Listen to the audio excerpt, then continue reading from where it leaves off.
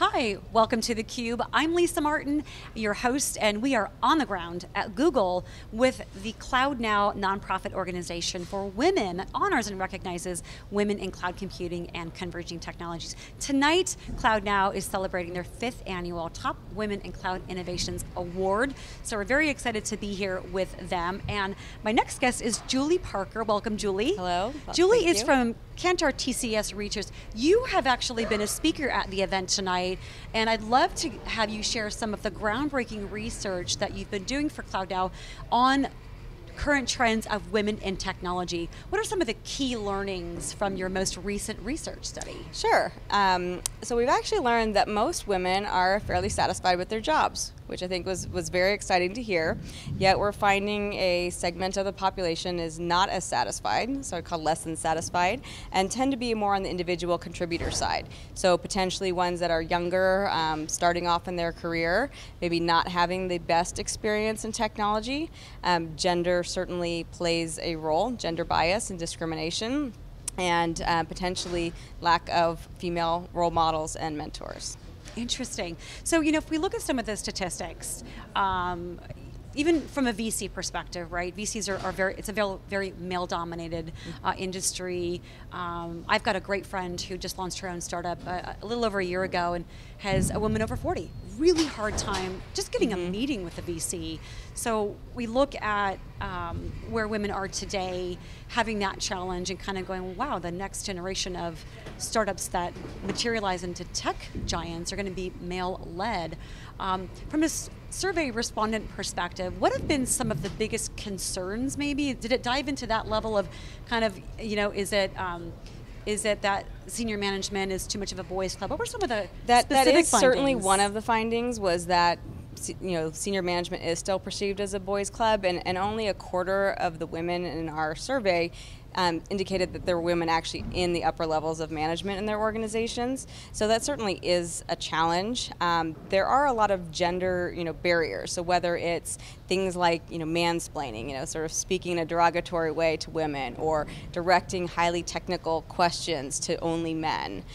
Those things are still fairly prevalent within, the technology workplace.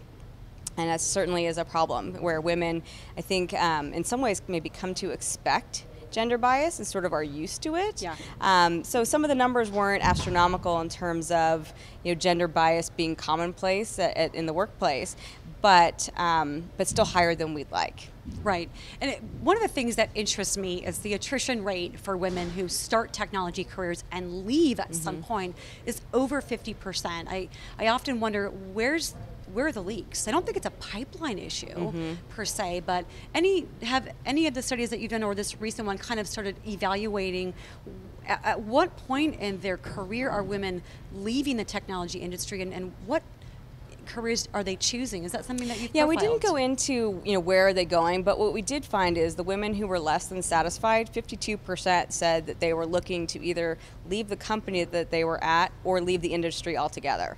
And that's a really big difference from the women who were at least satisfied or very satisfied, where 80% said they were going to at least stay at their company, either in the current role or a new role within that current organization. So that's a really big difference between those two groups. So we clearly have a population of women who are having negative experiences. Gender could be one of the factors, right? We know there's more than just gender as part of what would make a woman either be satisfied or not satisfied with her job, but that definitely seems to have a pretty impactful role. And you mentioned that one of the groups was a group of individual contributors. Correct. Was there any, in terms of how long they'd been at a company, were they fairly... We didn't look at tenure per se, but more at the role. And when we looked at women who were in management positions or above, they were actually having these higher levels of satisfaction. And I certainly think that they've obviously overcome some of these barriers already, have achieved some hurdles and earned, whether it's credibility or something within their organization, where they have a little bit more control over their future.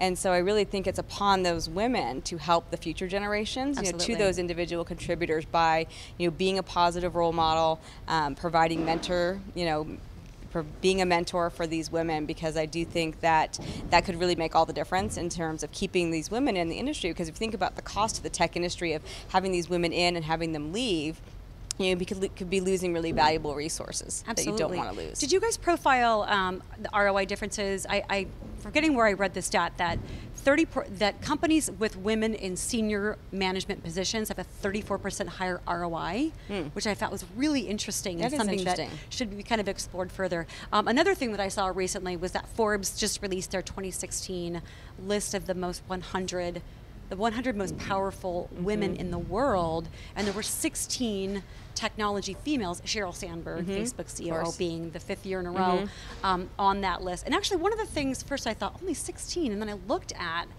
the by industry, and the only other industry that actually had a higher number of females was politics, Angela Merkel being #1.